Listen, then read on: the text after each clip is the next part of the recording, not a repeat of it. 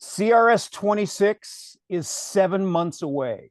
Registration for CRS26 is just days away as of this recording for this webinar. And so it's never too early to start talking and thinking about CRS. I'm RJ Curtis. I'm the executive director for CRS, and I never stop thinking about CRS because it's my job and I love it. This is CRS360. It's a monthly webinar series designed to bring you content and topics that are helpful that we can talk about throughout the year and not just 3 days at CRS. We have a great panel for you today. We're going to talk about CRS 26. Go figure. We're going to give you a peek under the hood. And we have a great panel for you today. Let me show you that panel right now. I have fancy headshots. They're on the screen here, but look at that. Look at how fancy these headshots are. Kevin Callahan is our co-vice chair. Krista Hayes is our other co-vice chair. Shelley Hargis, for the 3rd year in a row, thank you, has been leading our agenda committee at CRS. And Sarah DeMarco is with Amazon Music, but she's part of the Digital Music Summit team. And we'll be talking about that pretty quickly here. And also on the call is Cherie Latham. You probably don't see her on CRS 360, but Cherie heads up the agenda coordination for CRS and has been doing it for, Cherie, 25 years, something like that. Not trying to put miles on you, but yeah. Anyway, so Cherie is joining us today to add some context and color to the conversation. So thank you all for participating and helping us describe what we have planned and what we've been working on for CRS in 2026. Shelley, I'm going to start with you. And again, thank you for 3rd year in a row leading CRS and the agenda initiatives here. Can you walk us through the discovery process to ID key industry issues that end up on the agenda? A lot of people don't know this process, so they think, oh, I just show up at CRS and everything's just in order, but we actually start pretty early in the year and soon after CRS. So walk us through that process and what you and your team do to discover and identify topics we're going to cover. Absolutely. And thank you for having me. And thank you for having me for a 3rd year to lead this committee, and was on it and just on the committee for years before that. And I too just love CRS and I love this so much. And so this is so exciting to be a part of. And speaking of how this all works, I think when I started at CRS, like way back in the day, like 95, 96, I had no clue what goes into putting these panels on. I don't know how I thought it ended up coming together and how it all happened, but I did not know everything that we do to the extent that we do it. And we do only get together one time early in the year all together in person, and then everything else is done via phone and Zoom and all that good stuff. But prior to even getting together, the last few years, we've been doing something that I feel has been very, very helpful.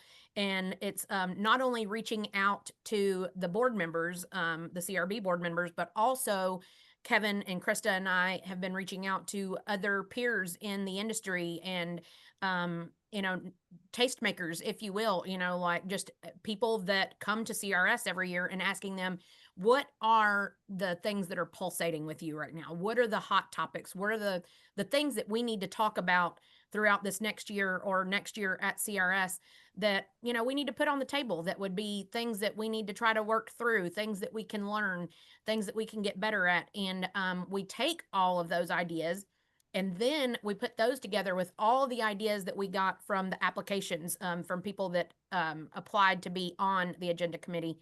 And the last 3 years, it's been a tremendous amount of people applying, which is so amazing. And this year we, side note, we tried to even make the committee a little bit bigger, but we don't want people to feel like they don't have a job to do. But we did add about 6 or 7 people to the committee and kind of had a little side committee called the ideation committee, where they could just offer ideas and stuff to us in the beginning, and then they didn't have to be a part of it anymore going forward if they didn't want to. And so that was really cool because we were hoping to bring more people in. I know a lot of people apply and it's hard to get on, because we like for people when they get on to stay a couple of years at least, so that they really get vested in it and be involved. So it's I know it's a hard group to get a part of, but once you get on, it's so fulfilling. So after we put all of those ideas together, we kind of put them all in a spreadsheet and marinate on them and try to figure out what are those topics that are rising to the top.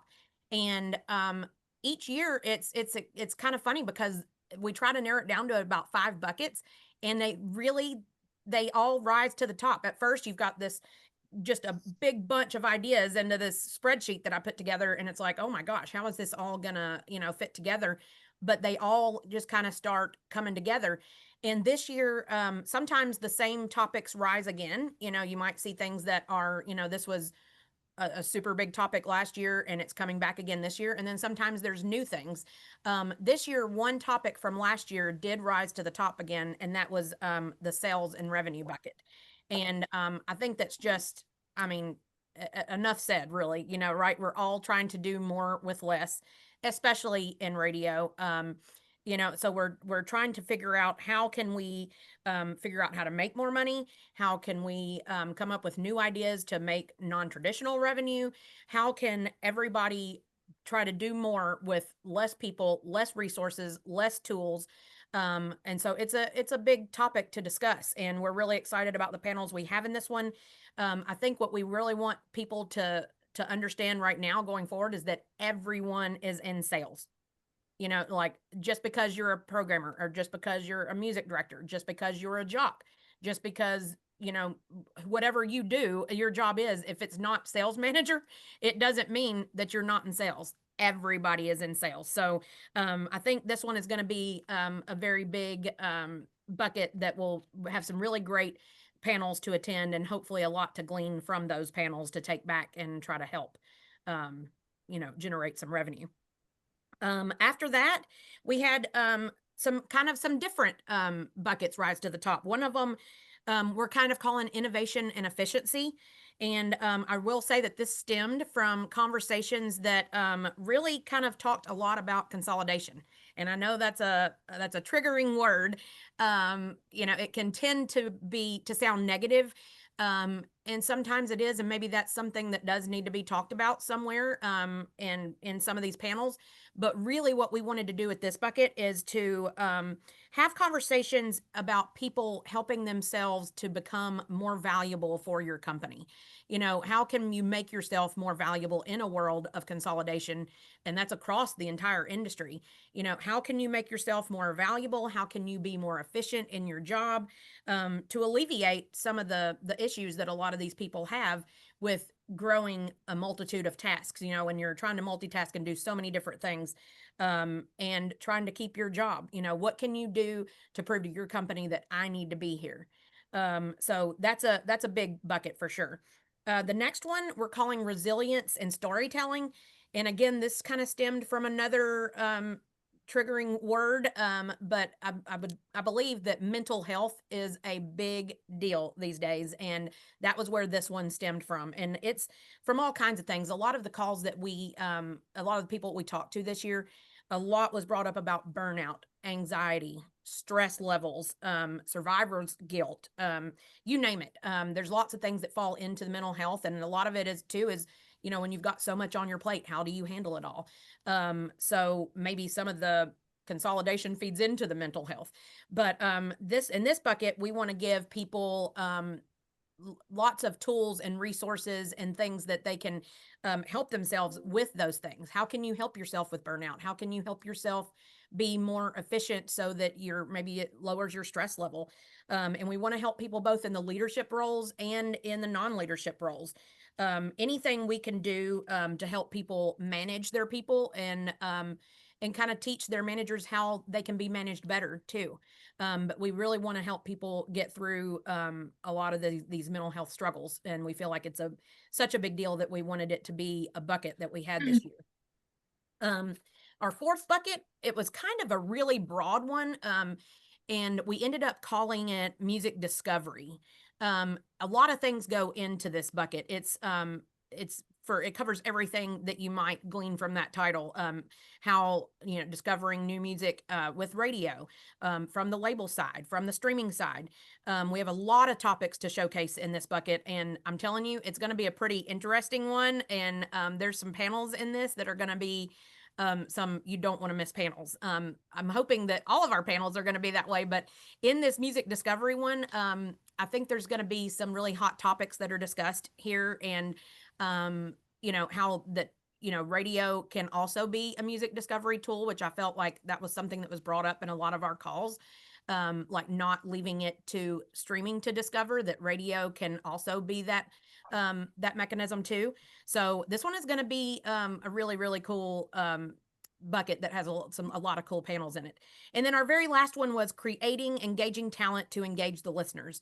And this is about helping on-air talent do what they do best. Help them engage with their listeners, engage with their community.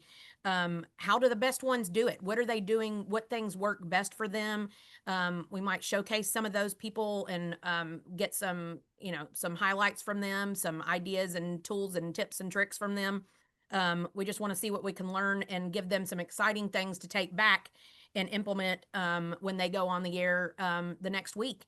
I mean, on-air radio talent is legit the OG influencer. So we want to make sure that people realize that and have all the tips and tricks to be the best air talent they can be.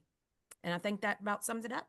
Yeah, that's a lot. And we're going to circle back and talk with Krista and Kevin and talk about some specifics and some panel ideas, just so everyone knows. The agenda committee just met last month. Not all these ideas are fully processed and complete, but they're in the works and they're all dedicated to serving those 5 buckets. Another bucket that happens at CRS, and we initiated this in CRS 2021 when we were virtual and continued it and have been doing it since, is the Digital Music Summit. And Sarah's here to talk about that because she's part of a 5-person team that is specifically targeting their efforts towards topics and panels for the Digital Music Summit. So Sarah, thank you for representing that part of the agenda committee today. I want to just remind everybody that last year we took the Digital Music Summit, we integrated it throughout the week instead of isolating it just on Wednesday. And I think that was very helpful for members of the digital streaming community so that they could, spend the whole week at CRS and experience all of that as opposed to just, one morning or part of a day. Sarah, as you guys got together, and I know you made some of the same kind of phone calls that Shelley did, what were some of the key issues that you guys identified for the Digital Music Summit for 2026? Yes, I think some of the big topics that have come up is countries had such an amazing moment in the spotlight over the past year or two, with different artists from different genres wanting to cross-pollinate, really expand what they're doing and find ways to enter in to the genre. And some have been very successful. And with that, we've seen some really great leaders that have risen to the top and really taken this genre from North America globally to places like Australia and UK.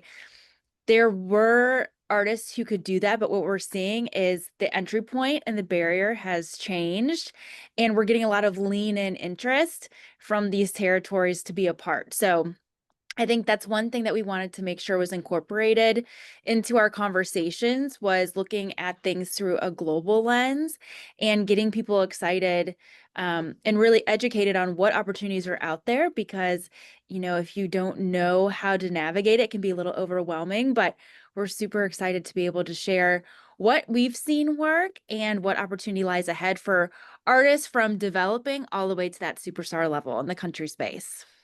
Excellent. I was just going to thinking that the international thing with Australia and overseas is big. And I know that Australia is just like in this country is just blowing up. It's just more popular than ever. And it's incredible to see the growth, of course, long distance that's going on in Australia. So I'm curious to see how you're going to discuss that. It seems to me that the progress and evolution in the digital space moves really, really quickly. Now, everything's going faster and faster. How different are the opportunities and challenges for the digital space in 2026 compared to just a year ago? Because again, it's moving really fast. It is moving quickly. And I think with that innovation and evolution that we're seeing, there's constantly new tools that are surfacing, especially from like our digital service providers. And, when you are working with artists, it's always, where do you most efficiently use their time? What tools move the needle? What social channels should you be leaning into? How does that piece fit within the whole 360 vision for your strategy? And so I think what we're really trying to hone in on is, if you are a manager or on the radio team or the streaming side, like, how do all these different facets come together, work together? How can you grow that fan base and get that visibility and awareness around the artist and the song or project they're promoting. And when do you decide to really use one tool over another? A lot of it has to come with artist personalities and their personal preferences. Sometimes there might be a new tool that someone's excited about, and there can get a lot of amplification and marketing by leaning into it, and trying it and being one of the first. But I think it all kind of comes back to like, what is that authentic, engaging way to activate your fan base? And that could look a little bit different, depending. So it's really trying to show things from a lot of different perspectives so that the people in the room can take away the tools that will work best for them.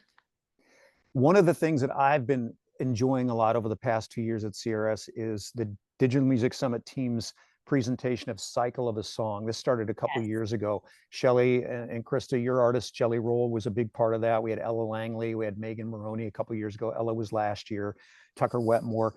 These are fantastic because you take a really deep dive into every aspect of the development of that key song, one of the key songs.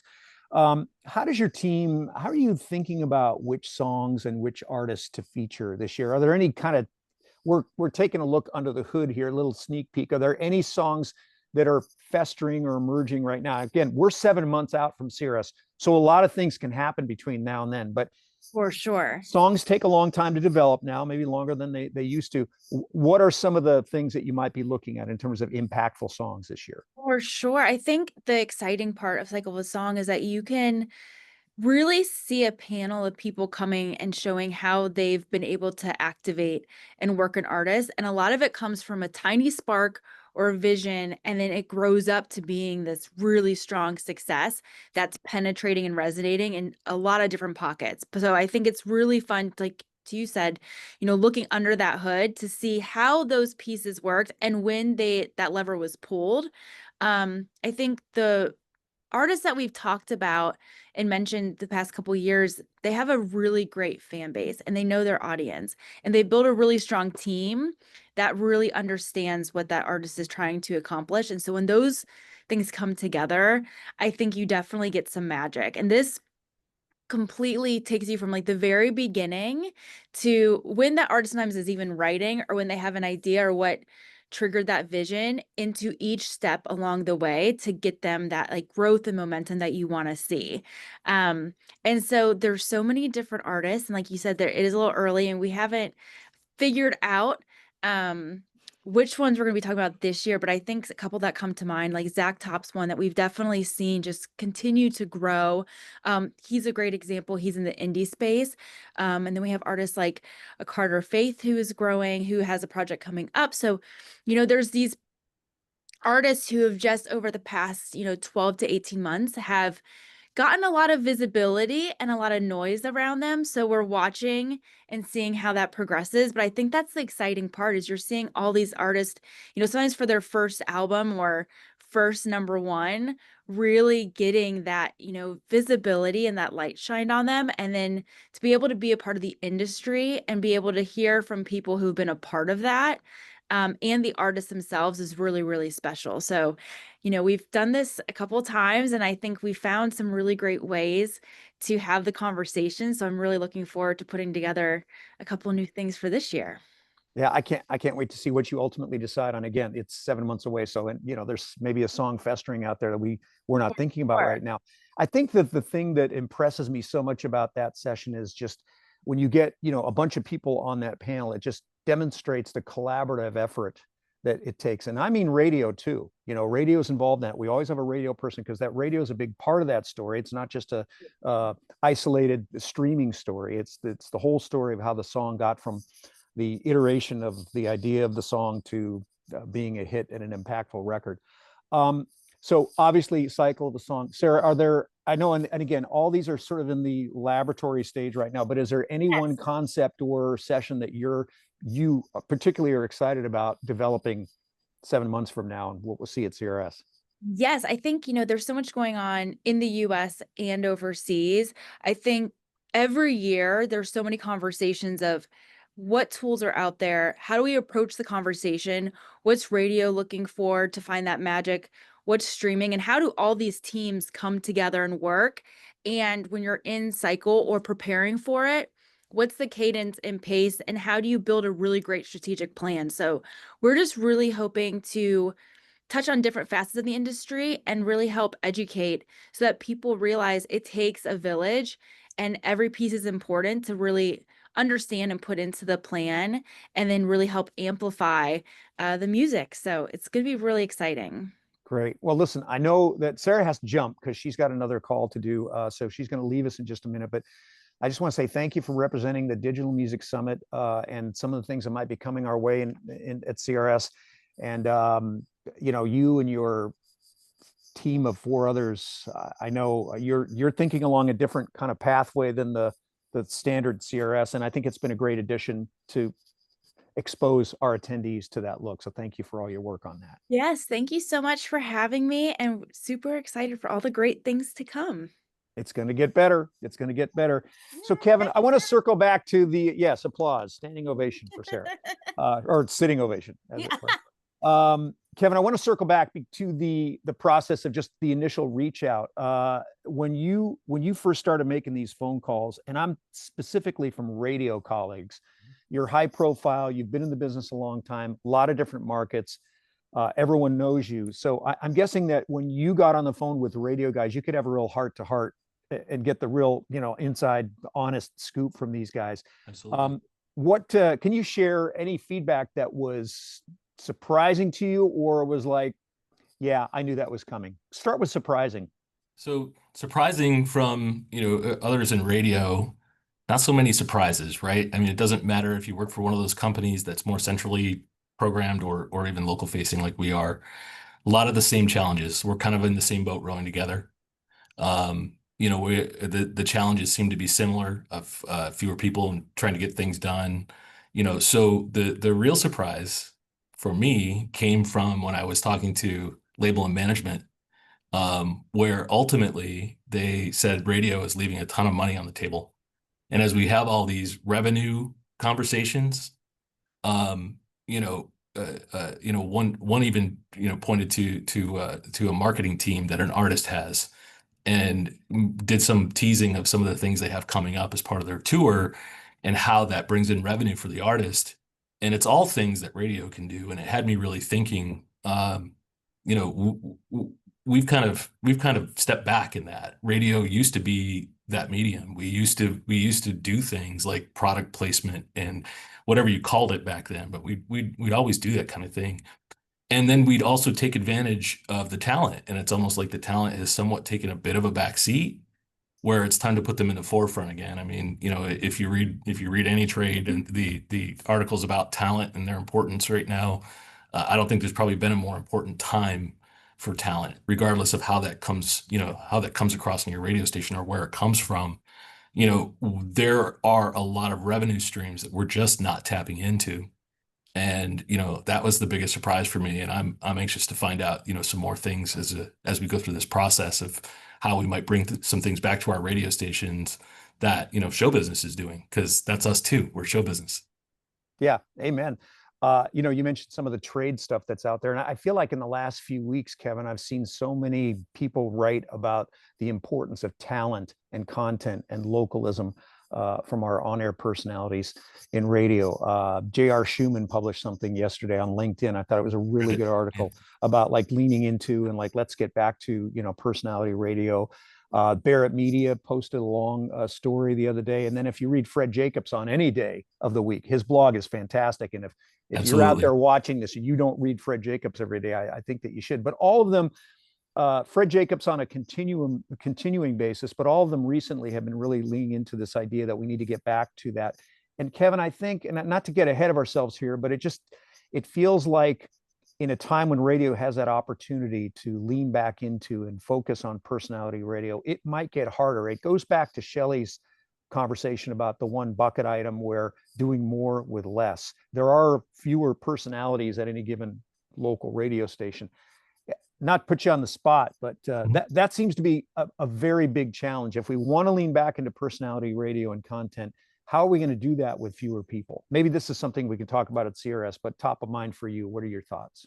Top of mind is right now we're actively finding ways, and this is, my personal circumstance, which may differ from other people, but we're trying to find ways of, if we have a program director or a morning show that are all doing the same things during the day, we're finding ways to simplify it where, it's something as simple as adding a song to an automation system.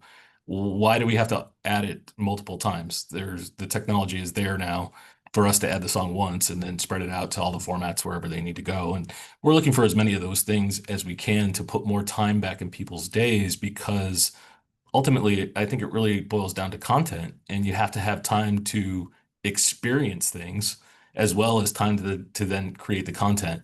One of my favorite stories is, I was at an event live in the Vineyard a few years back, and I ran into a social media influencer, and she was going through her day of what it takes to create some of those things.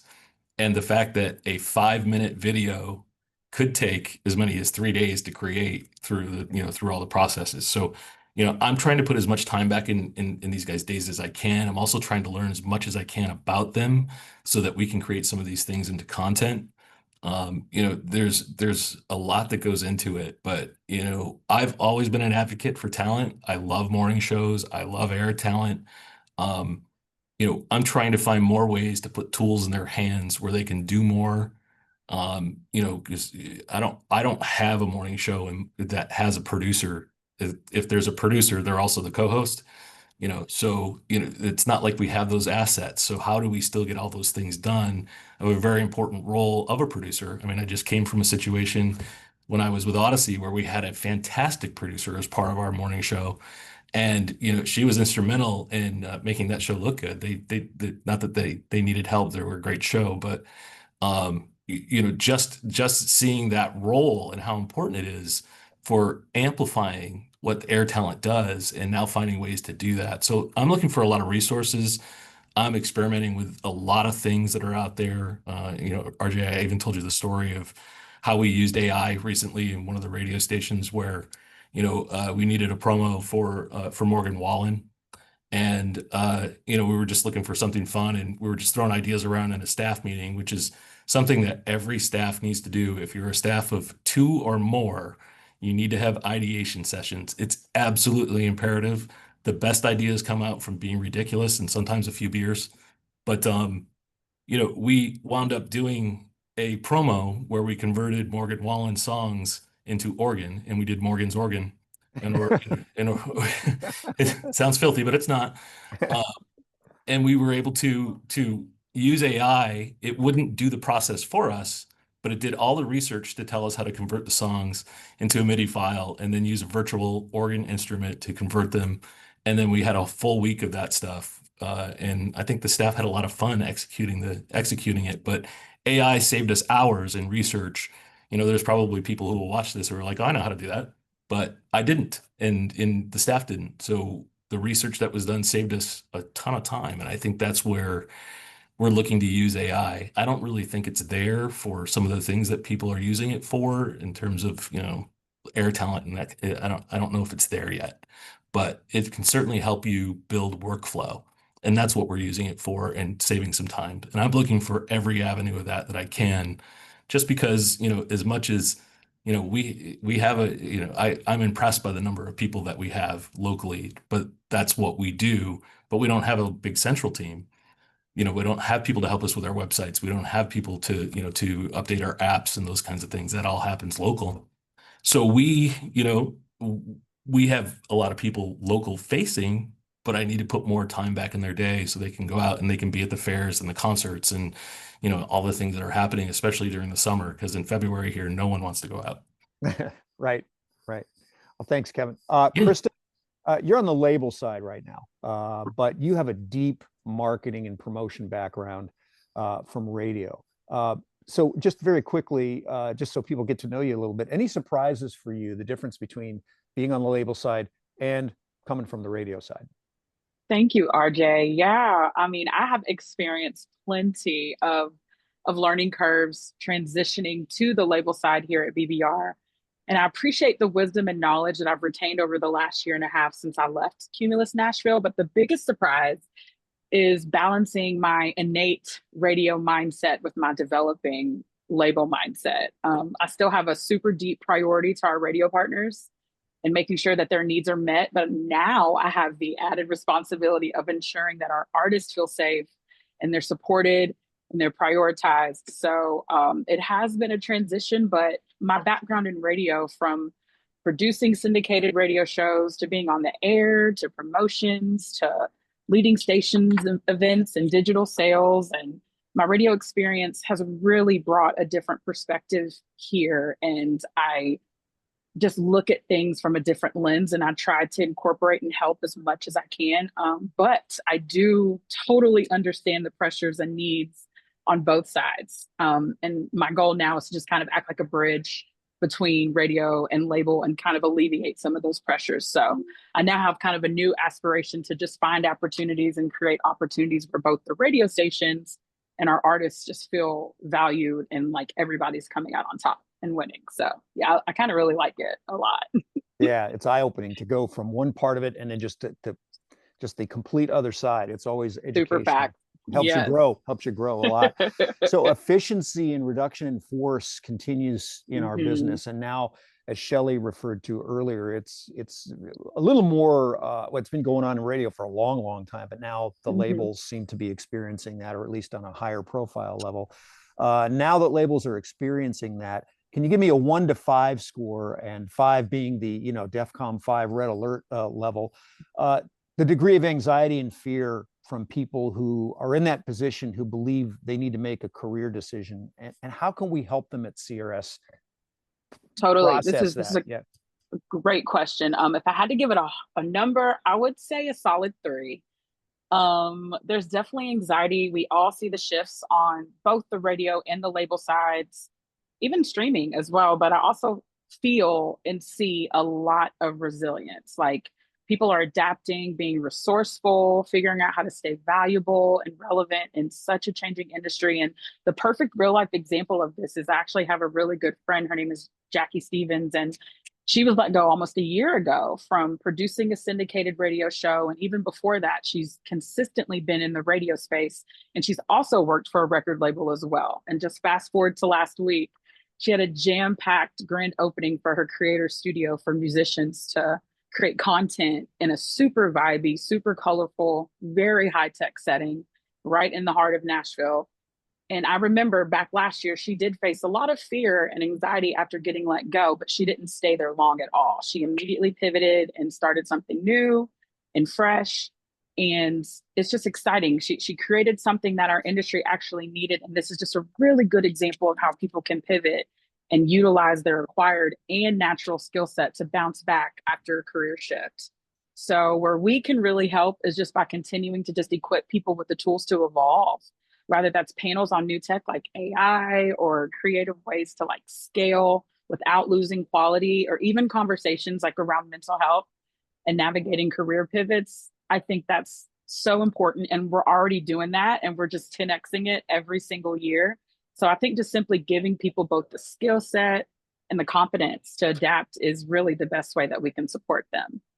I think Jackie, I think that example for Jackie is such a good one, because what I have seen over the years, and I really saw it back in the day when I left radio and went to Radio and Records and was writing about it and just interacting with tons of people. And at that time, consolidation was happening a lot, and people were pivoting and, you know, moving from one part of it or another. And I think that what I witnessed is a lot of people have that fear, whether they're in radio or records, that this is the only thing I know how to do. And I think radio people are really guilty of this, and I'm not picking on them. It's just that a lot of people, maybe it's not the same anymore, but a lot of people that I know in radio got into it very young, and we just think like, this is what I've done my whole life. This is all I know how to do.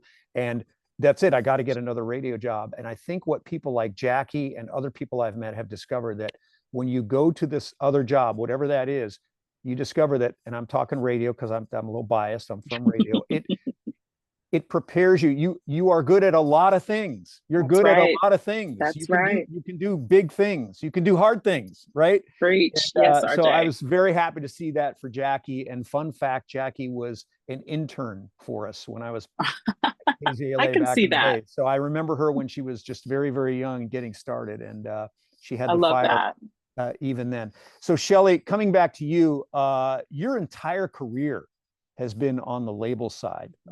So you've seen format and genre ebbs and flows. Where do you think we are in the current music cycle for country music right now? And who is the best champion for you guys for your music? You know what? I think, like Sarah mentioned a little bit ago, like country over the last couple of years has really just boomed and really having its moment. And I think we're still in that moment.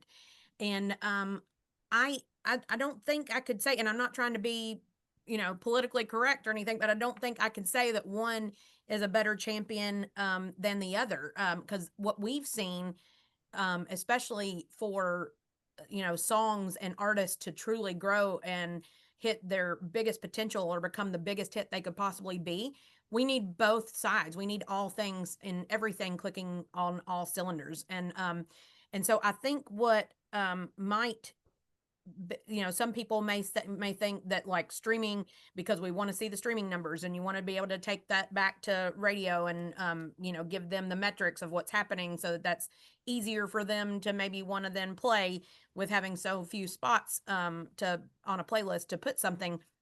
But I think what we're seeing is that when everybody jumps in and when radio also champions something, they can step out and be that discovery tool again as well. And that you need both. And I hate to go back to this analogy, but it's the first one that comes to my head, is that we saw this happen with Chase Beckham's single like a year and a half or so ago, 23. When we went to radio with that song, it was streaming about 1.2, 1.5 million a week. And which is kind of what made us think like, hey, we need to take this to radio. This is something, we're seeing the metrics. Let's go to radio. When we went to radio, and, it was a blessing that we did work that all the way up to number one. And when we got to number one, it was streaming 7 million plus a week. And so we saw radio as they came on board, we saw it raise the streaming numbers of that song the whole way we went. So they're both super important. And like I said, to get to that top notch in the sky and to be the biggest artist you can be and have the biggest hit you can have, you need all sides. And so we just need we need radio to prove that they can be that discovery tool too, and be, not be afraid to step out and do things and not just want to maybe follow what the DSPs are doing. I know a couple of calls that I had when we were setting up when we reached out to these people, some of the calls I had was, radio needs to not regurgitate what the streaming is doing. Not saying that you shouldn't play the songs that are streaming. Obviously, those are some big hit records that, you probably should be playing. But not every record that streams is going to research, and not every record that works on radio is going to be a big streamer. Yes, there's going to be some in the middle that do both. But we have seen over the last year and a half, some songs that rise to number one, and they were huge researching records for radio, and they didn't really have big streams. So while I think like the audiences, there are some that are the same, but some of the audience is also different. And so something may work on one that might not work on the other. And we don't need to leave hits on the table just because it's not doing something at the other one. So that's what I would say is just, I wish I had a crystal ball to, to know what was going to work everywhere, but I don't. But I just want everybody to be in this together and not be afraid to step out on something and do something because your gut's telling you that this could be something big. Try something and see what happens. Kevin, I want to segue to you on that because Mhm. after hearing that conversation about certain records, they're not streaming hits or they're not radio hits. What's your take on that? And she mentioned, we talk about discovery all the time. A lot of people think strongly that radio sort of gave up the discovery hill a long time ago. Is there still a place for discovery at radio for you guys to take a record and run with it and champion it and make it a hit? Yeah. Or do you need all that streaming data and all that other story to help collaborate on these things? Well, I think Shelley kind of spelled it out, but I mean, in the exploratory process as we got started this year, I did get to talk to some labels, and it was exciting to hear how important radio still is. And so radio kind of needs to take that, because it's a responsibility, and figure out ways to do it right. And you have to do it in a way that fits your strategy. I mean, in any given day, I can tune in 7 country stations here in Albany. Wow. Just that if I sit in the car, I can easily get 7 stations. So it's competitive, right? I mean, and that's just the radio dial, and not even considering anything else. So it's got to fit your strategy. But I mean, the country station that's here, we do new at 2, and we highlight a lot, like nearly a full hour of new music. And that's in the middle of the day. So there's things that people might say that's pretty risky, but we also play a lot of hits, and we play them a lot. So we think that taking a little time to pull back and introduce some new music and setting an appointment to do it makes a lot of sense. As I said, in talking to a couple of people who are pretty high up in labels in this process, their perception of radio isn't what some of us think it is. It's much, much higher of a value than perhaps we're giving it.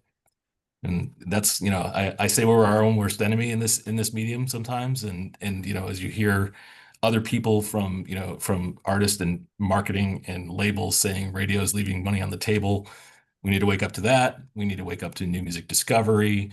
I know from talking to people, I try to go to as many of our events as I can, that, people, this is where, I mean, the radio station is where they find new music. And I work with a lot of formats, and that's true in most of them. People discover things at different rates too. And that's another thing. I mean, there's a process of early tastemakers all the way down to, hey, I just heard this new song that's been out since, last year. It takes people time sometimes. So I think it's all relevant. I think we all can work at it together with a common goal. I do hope that radio kind of takes a strategic view of breaking new music, so we don't lose that foothold. And with all the discussion about revenues and where they are this year, I hope that we listen to what some other people are doing and look outside. I encourage our guys to read the trades and know what's going on, and dig deep. What are some other things? I mean, some of the lost arts. You talked about starting young, RJ. I started when I was 18, and I used to listen to all kinds of air checks from people, George McFly and others, and from way back. And I don't know that many air talent does that today, that they listen to what else is going on in other markets, for inspiration or creativity or any of that kind of stuff. So it's curiosity is a big word that we use. And as long as the staff here is passionate and curious, they have a place. And I think that those are 2 big words to take away. Wow, Absolutely. that's so awesome, Kevin. That's so true. And I love hearing that. And we kind of have a I'm sorry, RJ, I just want to piggyback Yeah, on something he said. please, Um, please. we had kind of have a motto here that we go by at BBR Music Group. But I mean, it may seem kind of silly, but it's just something that we tout a lot in our meetings and things, is that we want to always remain humble, hungry, and curious. And I think if we do those things, and I think if everybody, does those things, then we can all continue growing and continue being successful. But just really quick, I wanted to go back to something you said that about radio being that discovery tool again, and not being scared to step out on things. And we're even doing a couple of things here. We don't do it all the time, but with some of our singles, we're going to radio day in and like day of that we go to streaming on a song. And sometimes that might seem kind of a little bit wonky or kind of a weird thing to do. Usually a lot of the time, I should say, you'll put out a song digitally to streaming a few weeks or a couple of months in advance before going to radio, in hopes that you're going to generate those streams and get those metrics that you can then take back to radio. But I'm a firm believer in what my boss, John Loba, has been spreading as gospel, is that, like, you don't have to wait for that. I mean, like, yes, Right. that's great if that happens and comes, if those metrics come in, and that's awesome. It can help prove you right. But like, if you feel in your gut that there's something special that you want to put your stamp of approval on it, and step out and be that discovery tool, it's like I keep hearing him say like, help us help you, you know, like Mhm. you know, go ahead and step out and do that. You know, are you going to miss sometimes? Yeah. But I mean, you don't have to wait and let, you know, somebody else lead. You know, you can step out. And so it just, you just made me think of that. So I don't know if we can continue the conversation or not, but I love what you're saying because, we kind of do music in a group setting. Oftentimes it's via email and we're sharing what we're all seeing. There's passion records that come out from all the programmers, and that's why I worry a little bit when one person is making music decisions for a company. How much depth do you have there? It's I think collaboratively, even if there is one person making the decisions, that having a group of people listen to music and is still an important thing. And let's not forget that it's fun, right? Yeah. Listening to some new Amen. music. I mean, I've now referenced cracking a beer twice, so that's on me. But crack a beer, listen to some music. Um, those are important times. I think it's also a great way for team building and that kind of thing. So, the country programmers, like I said, most of the time I have guys that do mornings and guys that do afternoons and everything else. So trying to get them on a Zoom or in a meeting is tough, but we share a lot of thoughts as to what we're hearing and what we're seeing, and we share all of our resources, and then everybody goes off and does their music locally. And then it comes back to me and I just kind of take a look and just make sure it matches up with the data points that we're using, and then we're off and going. So it's kind of the way it was when I was 19. There was a room full of people that would listen to music and we'd make some decisions and then it would go on the radio. I love that. I love the reference to beer too, Kevin. And so it sounds to me, as I hear this, you have a drinking habit that also has a music problem. This is yes, and this is why CRS and I get along so well. Hey, we're getting towards the end here, but I want to loop in Cherie here because Cherie, as I mentioned at the top, has been coordinating and driving the agenda process for a really long time, decades now, Cherie. And one thing I wanted to ask you about is over the years, we've tried different configurations of the agenda committee. Shelley mentioned that we have a ideation part of it. They're not asked to really roll up their sleeve. We just want their brain power. And because everybody's busy. I mean, the thing about you have to remember is if you're in the agenda committee, you're asked to do a lot. And we're asking a lot of you, and everybody that we're recruiting and asking to join the agenda committee, they're all busy people. Kevin's busy, Krista's busy, Shelley's busy, Sarah's busy. And you've been sort of wrangling, herding these cats over the years, Cherie. But as we've tried different configurations, how is this year's configuration and a slightly larger committee exciting to you in terms of someone who's got to organize all these folks? It was fantastic. I mean, as Kevin said, more collaborative you can be, the greater the outcome. And I think that's what we saw, and you guys can back me up on that. We get that everyone's busy, but I want those VPs. I want those heads that are sitting in those boardrooms. And you said it may not be the single decision maker, but it may be. But let them sit in on what CRS does, and that what single better time than be in these planning meetings when this team discusses what we're going to present at CRS.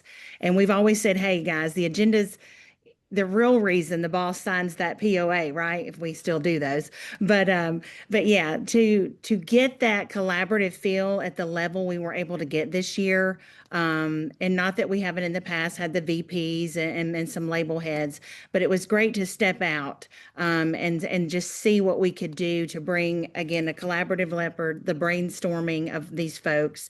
And I love that, Shelley told you guys, I'm sure, RJ, you're going to go back and wrap this up with the 5 themes. But we've talked about just innovation, efficiency, resilience. And I'd be remiss if I didn't sell CRS. Isn't that right? We're all in sales. Single most greatest thing you can do is invest in yourself, and that's going to be by attending CRS. And I know you've heard people say that, but it is so true. When you get that pink slip, or when you are asked to do 8 jobs, when there was 8 people and now there's 1, you have the tools if you are come and be part of this effort that is going to champion radio, it's going to champion records, it's going to champion, the DSPs. Don't miss out. Invest in yourself. Thank you, Cherie. Listen, I've worked with Cherie. Cherie and I came on board at CRS at the same time. I came on as a board member in 1999. She was an intern. Okay, so she's seen a lot. And Cherie, thank you for everything you do for us. You're wonderful to work with. So we're going to wrap this up. I have 2 questions for each of you. I'm going to go around the horn here, and I'm going to share these questions, and then I'm going to do a shameless pitch for some of the things coming up at CRS. So as quickly as you can, think about this. A specific example of how CRS has impacted your career over the years, and a 1-minute elevator pitch Cherie just gave hers on why someone who's never been to CRS should come to CRS this year. And as you marinate on that and think about those answers, I just want to remind everybody that at CRS 2026, once again, we'll present a research study that's comprehensive and nationwide, and it'll be very, very helpful. And the design on that, we don't have the topic of it yet because the research committee is still working on that. But the objective is to give you, the attendees, something you can go back to your market, your label, your whatever your workplace is, and use something, one of those pieces of information to inform you to do better and to be a winner. Luncheons, Warner Brothers, Big Machine, the UMG, the Decades Party that BMG throws on Thursday night. It's just absolutely over the top. It's crazy. Acoustic Alley, very special plans for Acoustic Alley. Not going to reveal them right now, but it's going to be great. Of course, the new Faces show. Sarah was here earlier. We kick off the first evening of CRS with the Amazon Country Heat Showcase. That's amazing. The networking breakfasts. There's a new lobby bar at the Omni called the Pick. I think that's going to be the hangout. I think that's going to be our iteration of the Bridge Bar. I'm excited about that. It's keeping with the theme of alcohol and imbibing at CRS. Listen, it happens. What can I tell you? It does. We'll reveal the Country Radio Hall of Fame class, the Tom Rivers humanitarian recipient, and the artist humanitarian. And Shelley, very quickly, and I know you're still thinking about those 2 questions, but you're excited about workshops this year. We're going to do a special round of workshops this year. Do you want to touch on that? I know you don't have all the details yet, but I know that you and your team are really stoked about that. Oh my goodness, so excited. I feel like, workshops are still new. We're only in our 3rd year. This will be the 3rd year. And I think they're so helpful. I mean, not that the panels, that you don't learn some things to take back from the panels, because you certainly do. But if there's something that you feel you need hands-on help or hands-on knowledge of, these workshops are invaluable. And we're doing 2 of them this year, and each one of them will have different subsets in it. But one is going to be an AI classroom, and it's going to be chock full of probably 15 to 20 to 30 different AI things to learn, to take back, which should be able to help a lot with burnout and the stress level and efficiency and all those things. And then another one is going to be like a 360 view of being the best jock you can. So a lot of Radio 101 things and Radio 201 things, just all kinds of things that you can learn to be better on the air, or can help you do your job better if you're wearing a multitude of hats and such. So super pumped about the workshops. And also we're going to create a resource outlet that people can come to. And I'm super pumped about that. I've gotten a lot of comments about that over the last few years about, I wish there was an area to go for resources. And I think I feel really excited that we're going to start that this year and get like one area that people can go when they feel like, I need a tool, I need a tip, a trick, I need, I wonder if there's a book that I could look to for this. I wonder if there's a podcast I could look to for this, or something I could learn on YouTube for this. So there's just going to be a whole lot of resources that hopefully people can utilize throughout the year. Fantastic. Tangible takeaways. We always like to give people takeaways, maybe strategic, philosophical ones. These are tangible takeaways. All right. So you've all had a minute or 2 to think about it. Krista, I'm coming to you first. Let's do it. And again, not a long soliloquy here, no offense, but to you or any of us, but a specific, why can't I say specific today? I don't know why. A specific example of how CRS has impacted your career over the years, and a quick elevator pitch for someone who's never been to CRS before. Go.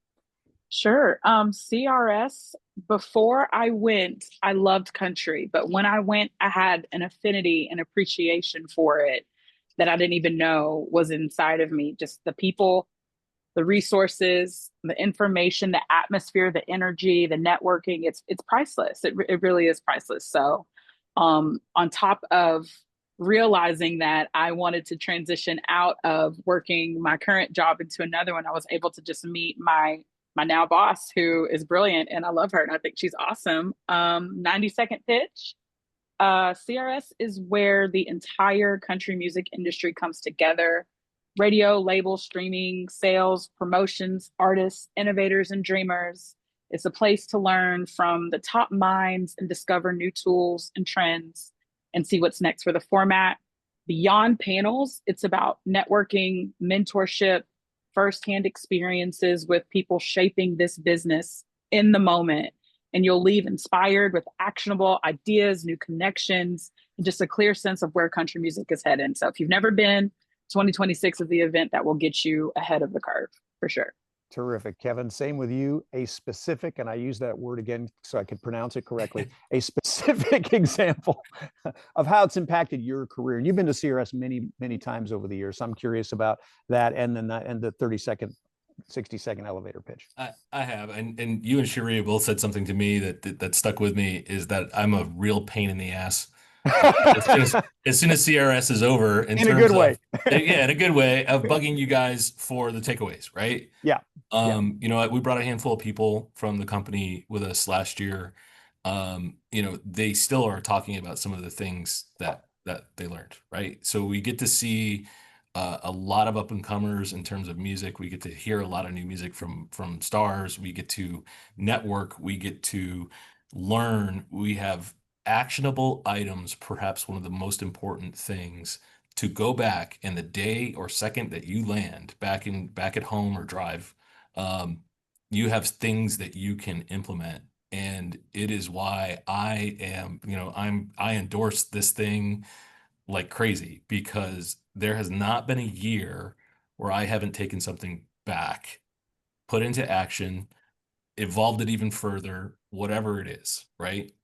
Then you add networking, which again, in our industry, I feel is a little bit of a lost art. And, you know, and with technology, it's almost easier, right? So, but you have this face-to-face experience with people.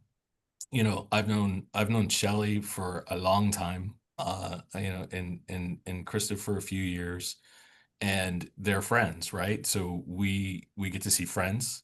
We get to see people who are going through the same things that we are going through. We get to see people who have different issues, and you know, and we do some problem solving while we're there.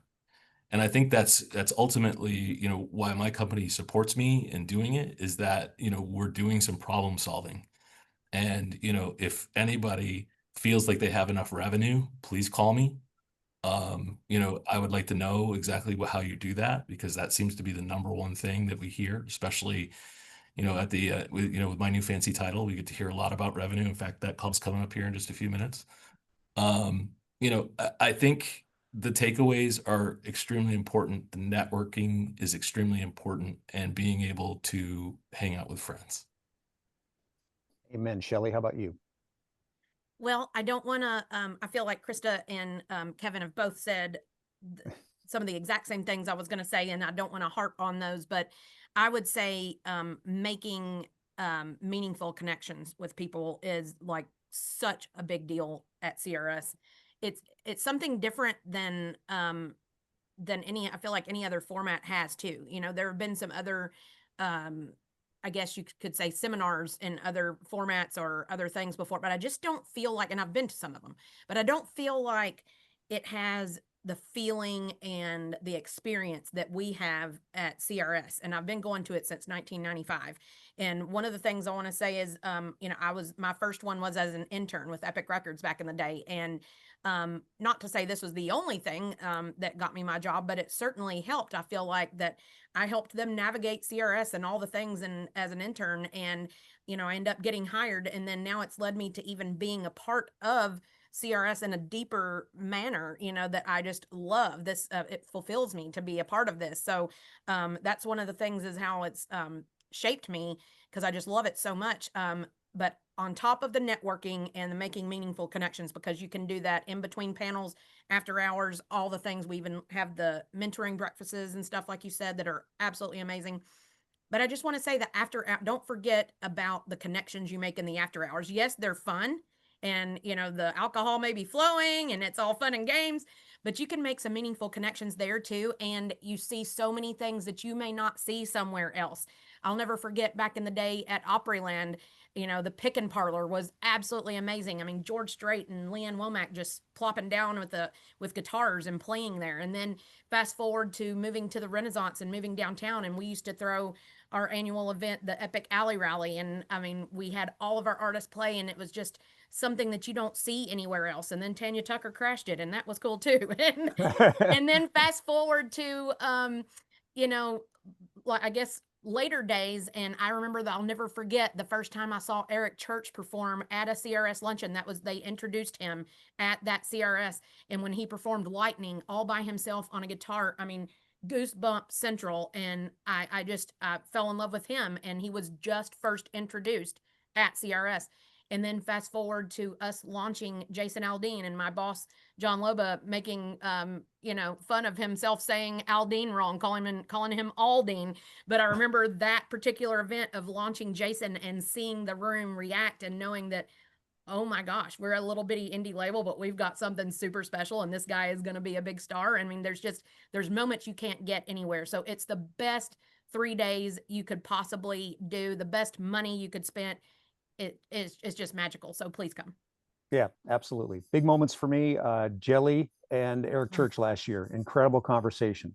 You talk about seeing somebody sing a song for the first time ever. 1990, Garth Brooks played a luncheon with Alan Jackson's first time any of us ever heard Friends in Low Places. 1994, Tim McGraw. First time any of us had ever heard Don't Take the Girl. These are moments that are unforgettable. And I think there's always something like that at CRS. So anyway, that's a great way to wrap up this conversation today. Remember, early bird registration is Tuesday, September the 9th, $5.99. You'll save $100 the next day. It bounces up to $6.99. So please make sure you mark that down in your calendar, the 9th of September. And New Faces tickets are an additional $110. And we don't know the lineup for that yet. We will soon. But that's always the highlight and the great ending to CRS. This is, let's see. There we go. This is how you reach all of our panelists today. Shelly Harris, we just changed your name. Sorry about that, Shelly. It's Shelly Hargis. These It's are all the good. emails. I answered anything. Yeah, thank you. This is how you reach our panel. And if you have any questions, you can reach out to any of these folks. You can reach out to me, rj@crb.org. Again, registration is on the 9th of September, $5.99 early bird registration. Make sure you participate and sign up for that, because we want to see you at CRS. This is how you follow us on social. So if anything we've told you today didn't register, it'll be back at you on these social platforms. Shelly, Kevin, Krista, Cherie, thank you for your time today. Thanks for helping us get a little bit of a sneak peek at CRS 2026. And we will see you in about 7 months. Thanks, everybody. Yay. Thank y'all. Thank you, RJ. Thank you, Cherie. See you in March.